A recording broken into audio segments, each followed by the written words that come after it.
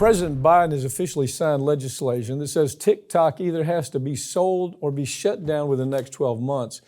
The legislation is going to set up a massive legal battle, and the facts aren't on the government's side on this. You'd agree with this?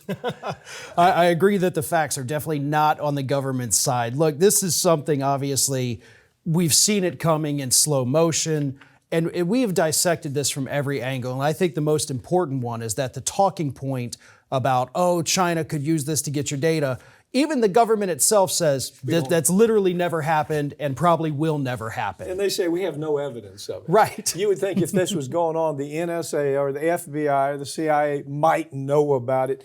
Look, this is just a product of the other tech companies saying, TikTok, we want you to go away. And there's really good information that points in that direction with Facebook or whatever they're called today, spending millions of dollars to try to make this happen, right? Yeah, just in the first 3 months of this year, Meta, Mark Zuckerberg's Facebook, Instagram, all that, $7.6 million they spent on lobbying, more than they've ever spent in a single quarter.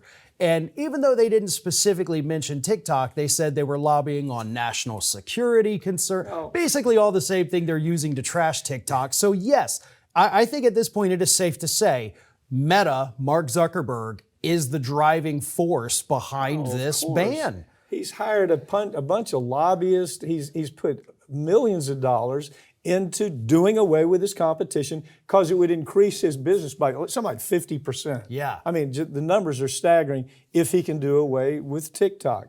And of course, Congress buys into it because they're getting a lot of money being spread around by Meta. But it's clearly, this is a jihad by Zuckerberg. I don't think there's any question about it.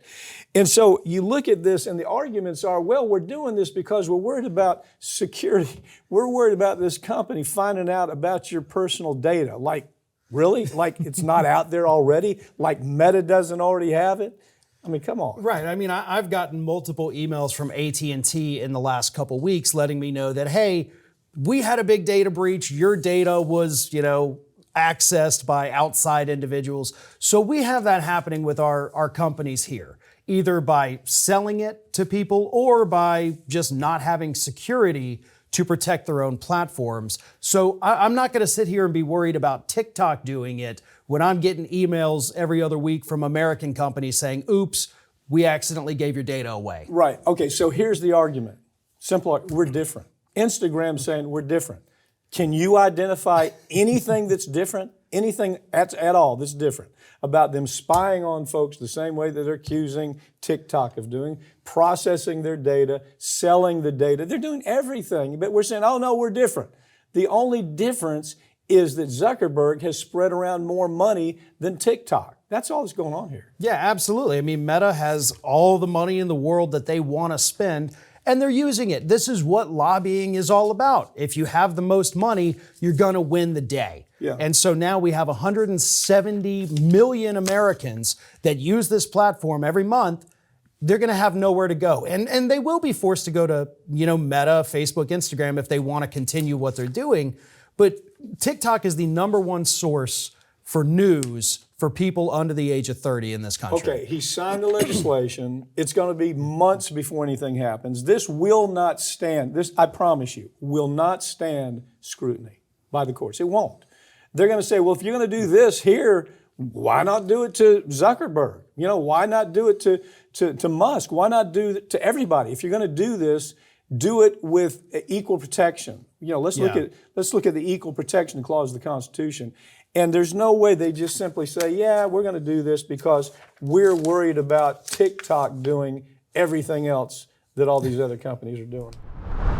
Ring of Fire founder and host of America's Lawyer, Mike Papantonio, has a new book, came out this week, called Suspicious Activity. Like his other books before it, this book actually deals with real legal cases that Mike Papantonio has handled, but in a fictionalized way. The book follows the character of Nick Dichotomous that Papantonio first introduced in his book Law and Disorder, and it carries on the story that began in Law and Disorder through Law and Vengeance, Law and Addiction, Inhuman Trafficking, and now Suspicious Activity. This book in particular deals with the financial institutions that have helped launder money for terrorist organizations, which of course is a topic we have covered extensively here on Ring of Fire. So, if you're a follower of Mike Papantonio's books, or if this is your first one, you can get your copy of Suspicious Activity now. Just go to MikePapantonio.com and place your order. And if you haven't already, check out Mike's other books, also available on MikePapantonio.com.